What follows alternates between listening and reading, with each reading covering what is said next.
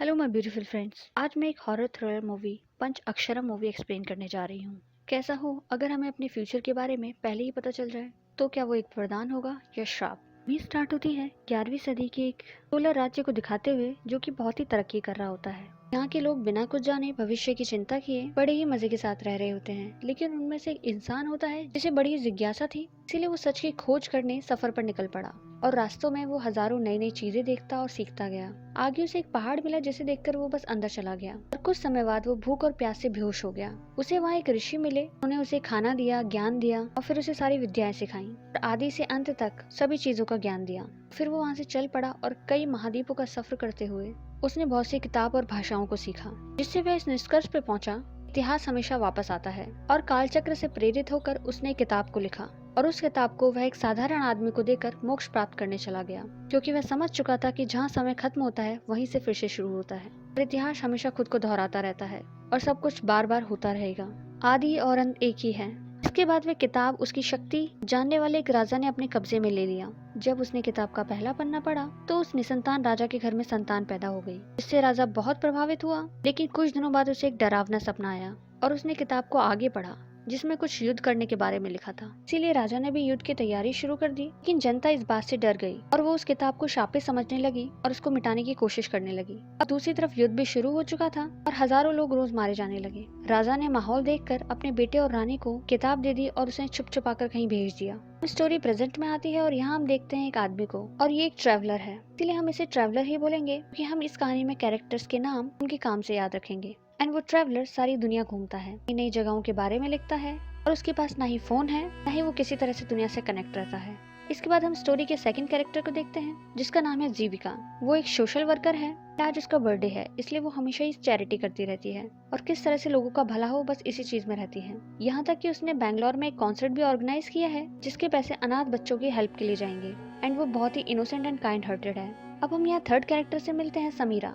वो एक जर्नलिस्ट है एंड अभी उसने अपने जॉब से रिजाइन कर दिया है, या यूं कहें कि उसे निकाल दिया गया है, क्योंकि वो डार्क वेब की असलियत लोगों के सामने ला रही है, जिससे कुछ पॉलिटिकल एंड बड़े लोगों को दिक्कत है। एंड इसीलिए उसने अपनी खुद एक नॉवल लिखने का डिसाइड किया है। इसके बाद हम मिलते हैं फोर्थ कैरेक्टर से, उसका नाम है आदिल, जो कि एक बहुत बड़ा सिंगर है। एंड ये वही इनोसेंट जीविका जिसने ये फंक्शन ऑर्गेनाइज किया है उसका फ्रेंड भी है। एंड यहीं पर traveller, Jeevika, journalist and singer इस बैंगलोर के कॉन्सर्ट में मिलते हैं। एंड यहाँ इस मूवी के लास्ट कैरेक्टर रिच किड यानी धरना से मिलते हैं, जो कि हमेशा ड्रंक रहता है एंड अपने माँ बाप के पैसे उड़ाता है। अब ये पांचों इस कॉन्सर्ट में मिलते हैं और एक दूसरे के बारे में जानते हैं और बहुत ही जल्दी बहुत अच्छे फ्रेंड्स भी बन जाते हैं। और ये लोग एक ट्रिप पे जाने का प्लान करते हैं, जिस पर जर्नलिस्ट जीविका को मना करती है। इतनी जल्दी कैसे भरोसा कर सकते हैं, बट जीविका बहुत ही चुलबुली एंड हैप्पी गर्ल होती है जो कि उसे मना ही लेती है। नेक्स्ट डे वो पांचों एक ट्रिप पर निकल पड़ते हैं, जहाँ ट्रैवलर हमेशा अपनी बाइक पर अकेले ही ट्रेवल करता है। जैसा हम जानते हैं कि उसके पास फोन भी नहीं है। एंड बाकी चार रिच किड की कार में निकल पड़ते हैं। ऐसे वो एक जगह पर पहुंचते हैं एंड बहुत एंजॉय करते हैं। अब शाम हो जाती है तो जीविका को एक गेम खेलने के लिए बोलती है, जिस पर जर्नलिस्ट एक गेम बोलती है, कोई भी रैंडम बुक उठा करके पढ़ेंगे एंड जो लाइन आएगी उस पर पूरा ट्रस्ट करना होगा। एंड सभी को ये चीज बहुत बोरिंग लगती है, बट वो टाइम बिताने के लिए मान जाते हैं। अब जर्नलिस्ट एक बुक उठाकर लाती है जो कि भविष्य को दिखाने वाली पंच अक्षरम बुक थी। अब जर्नलिस्ट पहले पढ़ती है, उसमें लिखा आता है कि तुम बहुत बड़े तूफान से बाहर आओगी, शांति पाओगी एंड फिर जब आकाश में निकला नीला पक्षी देखोगी तो समझोगी कि ये अंत नहीं किसी घटना की शुरुआत है। एंड ये किसी को कुछ समझ नहीं आता, बट अब सबका इंटरेस्ट जाग चुका होता है। फिर रिच किड पढ़ता है कि सारे वक्त सुगंधित घोड़े को ये पता नहीं चलता कि अब रथ खींचने का वक्त आ चुका है, जिस पर सब उसका मजाक उड़ाते हैं कि तुम्हारा रिस्पॉन्सिबिलिटी लेने का टाइम आ गया है। इसके बाद सिंगर पढ़ता है कि युद्ध को जीत दिलाने वाला सेनापति मर जाता है और राजा को उस सेनापति की जगह लड़ना पड़ता है। फिर जीविका पढ़ती है कि घर का प्यार से पाला कुत्ता मर जाता है और बेटी को दुख ना हो इसलिए उसे गार्डन में बिना बताए गाड़ दिया। पढ़ते ही जीविका अपसेट हो जाती कि कहीं मेरे कुत्ते की बात तो नहीं हो रही, क्योंकि मेरा भी एक बचपन में कुत्ता था जो कहीं चला गया था एंड कहीं वो मर तो नहीं गया। जिस पर सब अरे इट्स जस्ट अ गेम बोलते हैं। लास्ट में ट्रैवलर पढ़ता है कि सारी दुनिया में घूमने वाला पक्षी जब उसका पंख टूट जाता है तो दुनिया एक घोंसले में खत्म हो जाती है। जिस पर वो बोलता है कि मैं ट्रैवल करना कभी नहीं छोड़ूंगा, चाहे मेरा पंख टूटे या ना टूटे। सबको ये गेम थ्रिलिंग लगने लगता है क्योंकि वो किसी न किसी तरह से इसे अपने साथ रिलेट कर पा रहे होते हैं। तो फिर इसके बाद जर्नलिस्ट फिर पढ़ती है कि देविका जहाँ भी जाती थी एक काली बिल्ली उसका पीछा करती थी, जिससे उसे एक दुर्घटना होने की आशंका रहती है। फिर ट्रैवलर पढ़ता है कि एक साफ मन की चीन की रानी को एक ड्रैगन उठा ले गया। इसके बाद फिर जर्नलिस्ट पढ़ती है कि उसका किया पाप उसकी जिंदगी नर्क बना देगा, उसके सपने हकीकत में बदल जाएंगे और वो बर्बाद हो जाएगी।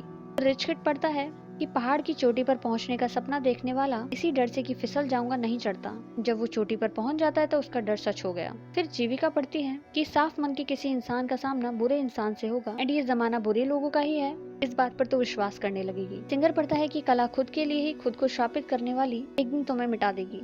अब फिर से ट्रैवलर पढ़ता है, बट वो क्या पढ़ता है वो ये किसी को नहीं बताता, बस ये कह देता है कि बच्चे के रूप में एक शैतान से मिलो, ऐसा लिखा है। ये सुनकर रिच किड उस बुक को उठाकर फेंक देता है क्योंकि अभी तक ये बहुत ज्यादा स्कैरी हो चुका था।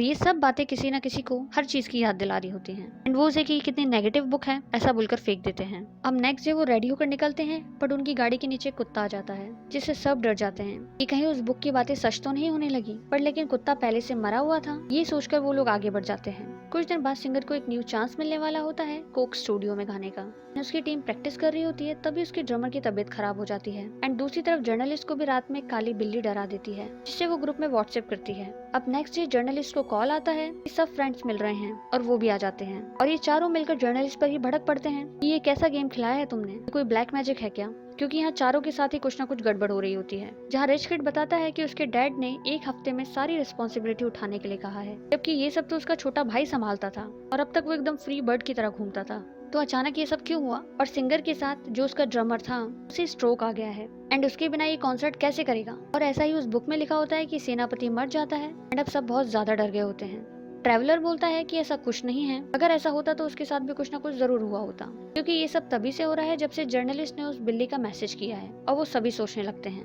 क्योंकि ट्रैवलर के पास फोन नहीं होता, इसीलिए उसने वो मैसेज देखा ही नहीं और ऐसा कुछ सोचा ही नहीं, इसीलिए उसके साथ कुछ भी गलत नहीं हो रहा। तो ये सब इस बात को मानते हैं कि शायद इनके सोचने की वजह से ही नेगेटिव एनर्जी इनकी तरफ अट्रैक्ट हो रही है, इसीलिए सारे फ्रेंड्स आपस में कुछ टाइम के लिए एक दूसरे से ना मिलने का डिसाइड करते हैं। सब अपनी लाइफ में वापस बिजी होने की कोशिश करते हैं। अब सब कुछ चल ही रहा होता है कि कुछ दिनों बाद जीविका को एक फोन आता है कि एक बस का एक्सीडेंट हो गया है एंड उसमें बहुत सारे छोटे बच्चे थे। तो बस जीविका निकल पड़ती है। उसके डैड भी उसके साथ होते हैं जो उसे ड्रॉप करने वाले होते हैं, बट उनकी कार का टायर पंचर होता है तो वो कैब से निकल जाती है और रास्ते में उसे घायल इंसान मिलता है जिसे जीविका कार में बिठा लेती है और हॉस्पिटल पहुंचाने के लिए निकल पड़ती है। लेकिन वो एक क्रिमिनल होता है जो कि ड्राइवर को मार देता है और जीविका को किडनैप कर लेता है।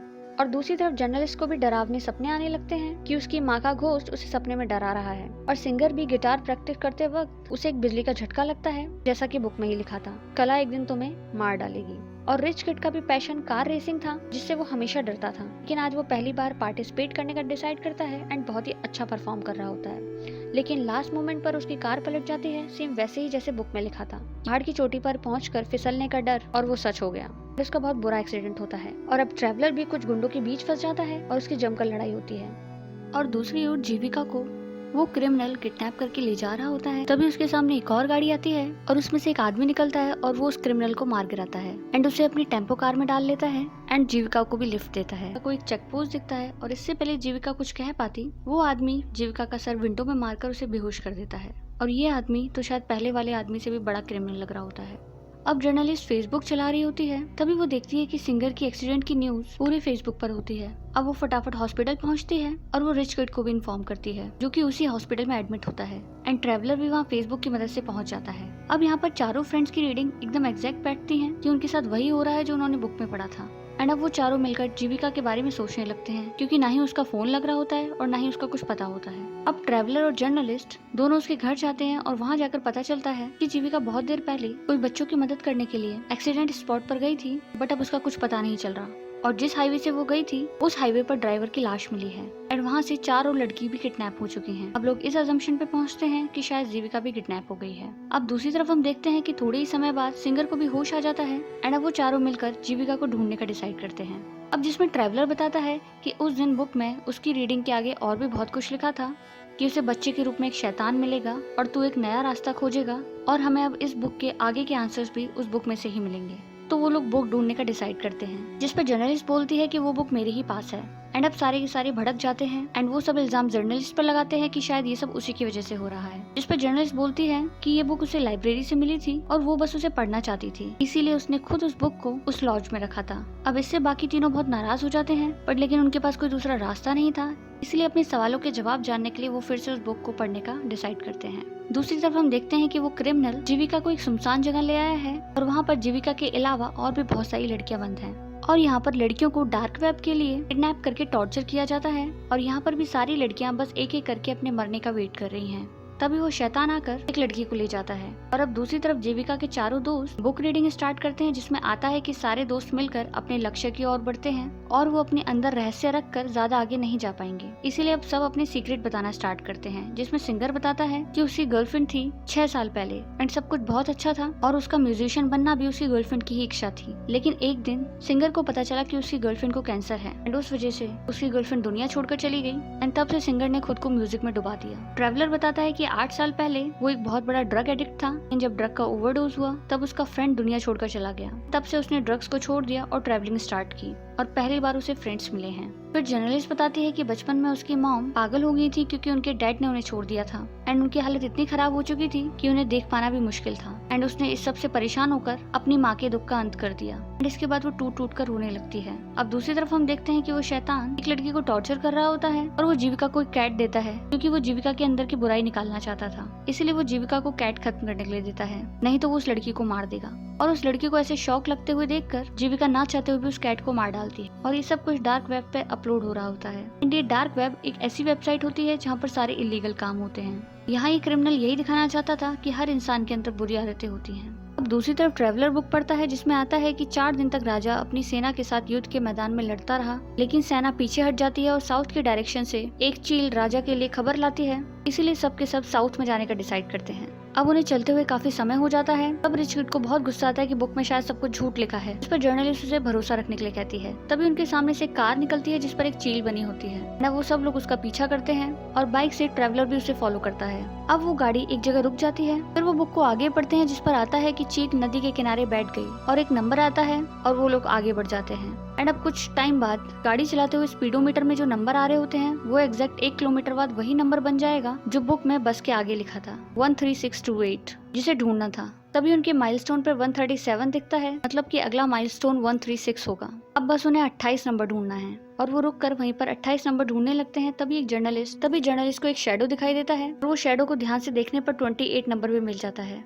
पहाड़ के ऊपर चढ़कर वो आगे की रीडिंग में देखते हैं कि शिव के 5 मंदिर जहाँ वो एक ही डायरेक्शन में हैं और ये चारों दोस्त अभी मिड में खड़े हैं। उन्हीं मंदिरों को क्लो को लेकर आगे बढ़ते हैं। अब उन्हें आगे फिर से 2 रास्ते मिलते हैं। यहाँ बुक में लिखा होता है कि जिंदगी में हमेशा 2 रास्ते होते हैं और उन्हें एक पर निकलना है। बट लेकिन राजा जिस एक पर निकलेगा यही सोचता रहेगा कि दूसरे पर क्या था, जिसे सोचकर उसने अपनी जिंदगी खो दी। तो इसीलिए सिंगर और ट्रैवलर की बाइक से एक रास्ते पर निकल पड़ते हैं और रिच किड एंड जर्नलिस्ट दूसरे रास्ते पर निकल पड़े। अब दूसरी तरफ जीविका और लड़कियां वहां से निकलने के लिए प्लान बना रही होती हैं, जिसमें से लड़कियों ने बहुत बड़ा गड्ढा खोद रखा होता है और वो एक टनल के जरिए वहां से निकलने की कोशिश कर रही होती हैं। अब रात हो चुकी होती है और चलते चलते जर्नलिस्ट को 2 किलोमीटर माइलस्टोन देखकर उसे कुछ याद आता है और वो गाड़ी मोड़ने के लिए बोलती है और अब उनका फोन भी नहीं लग रहा होता। तभी वो क्रिमिनल एक लड़की की लाश को ठिकाने लगाने के लिए कार लेकर निकल पड़ता है। अब वापस आते हुए जर्नलिस्ट को एक केव दिखती है, जिसे देखकर वो उसके सामने ही रुक जाती है क्योंकि बुक में सेम उसी केव का जिक्र था। और दूसरी तरफ सारी लड़कियां मिलकर एक लड़की की जंजीर तोड़ देती हैं और वो एक लड़की वहां से मदद लाने के लिए भाग जाती है। रास्ते में एक पुलिस वाले की कार देखकर उससे मदद मांगती है। अब दूसरी तरफ जर्नलिस्ट एंड रिच किड मिलकर उस केव को देखकर रुक जाते हैं क्योंकि उनकी रीडिंग में आया था कि विक्रम बेताल को ढूंढने के लिए एक जंगल के रास्ते से गुजरा।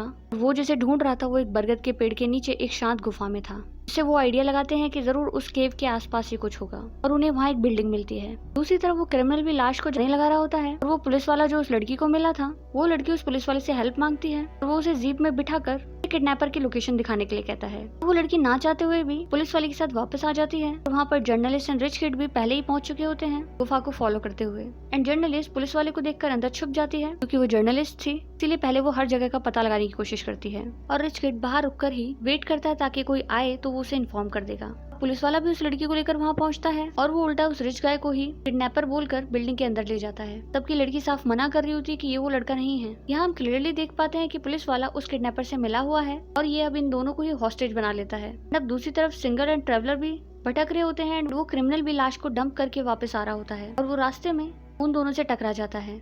बट वो दोनों ये कहकर बात संभाल लेते हैं कि हम तो यहाँ पर कैंपेनिंग के लिए आए हुए थे एंड हम यहाँ पर मेन रोड ढूंढ रहे हैं। एंड क्रिमिनल भी रास्ता बताकर आगे निकल जाता है।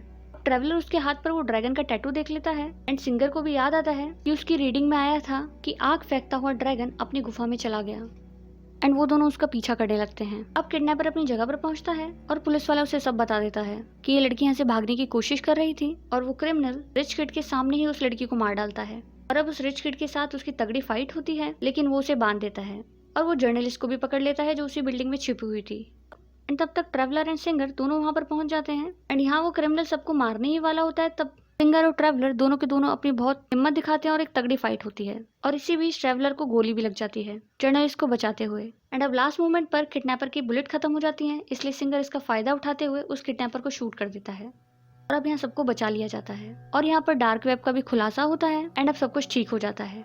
अब ये पांचों दोस्त अपनी लाइफ में आने वाले चेंजेस के बारे में सोच रहे होते हैं कि उन्होंने उस बुक की वजह से क्या क्या खोया और क्या क्या पाया। अब जर्नलिस्ट को अपनी स्टोरी मिल गई जिस डार्क वेब के ऊपर वो रिसर्च कर रही थी। सिंगर को भी अपना पैशन मिल गया और अब वो अपना पुराना दर्द भूलकर लाइफ में मूव ऑन करने का डिसाइड करता है। रिच किड अब रिस्पॉन्सिबल बन गया। ट्रैवलर उसके पैर में गोली लग गई है, लेकिन उसने अभी भी अपनी ट्रैवलिंग को नहीं छोड़ा। और जीविका सबसे छोटी होकर हैवानियत का इतना बुरा रूप देखकर भी उसने खुद को नहीं बदला। वो आज भी लोगों से प्यार करती है और उनकी केयर करती है। एंड अब यहाँ जर्नलिस्ट ने भी खुद को माफ कर दिया है एंड अब वो यही सोच रही होती है कि सब कुछ कितना अचानक से उनकी लाइफ में हो गया। अब ये सब उस बुक की वजह से हुआ या कुछ और, या फिर शायद उनके सोचने की वजह से, क्योंकि हम जैसा सोचते हैं हमारे साथ चीजें भी वैसी होने लग जाती हैं, क्योंकि एनर्जीज आपस में एक दूसरे को अट्रैक्ट करती हैं। अब ये पांचों फ्रेंड वापस मिलकर एक बार फिर इकट्ठा होते हैं और उस बुक को एक साथ रिवर में फेंक देते हैं, क्योंकि वो लोग भविष्य के बारे में जानकर और सोचकर खुद को डराना नहीं बल्कि अपनी विल पावर से अपना खुद का भविष्य खुद लिखना चाहते थे। एंड फ्यूचर में क्या होगा ये कोई नहीं जानता, बट उन्हें जो भी परिस्थिति मिले उसी का सामना करना ही जीवन है। और वो इसी नोट के साथ जर्नलिस्ट अपनी कहानी खत्म करती है और फिर वो वही रीडिंग के बारे में सोचने लगती है जो कि शुरुआत में पढ़ा था कि एक बहुत बड़े तूफान से निकलने के बाद समुद्र जैसी शांति को पाओगी एंड सोचोगी कि यही अंत है और आसमान को देखोगी और एक नीले पक्षी को और समझोगी कि यह अंत नहीं एक शुरुआत है। सब सोच ही रही होती है कि तभी वहाँ पर सामने डाल पर एक नीला पक्षी आता है जिसे देखकर वो हक्की बक्की रह जाती है और इसी के साथ स्टोरी खत्म। अब यहाँ पॉसिबल है कि शायद इसका अगला पार्ट भी आएगा जिसमें हम इस बुक के बारे में और ज्यादा जान पाएंगे और इसी सस्पेंस को बरकरार रखते हुए स्टोरी खत्म।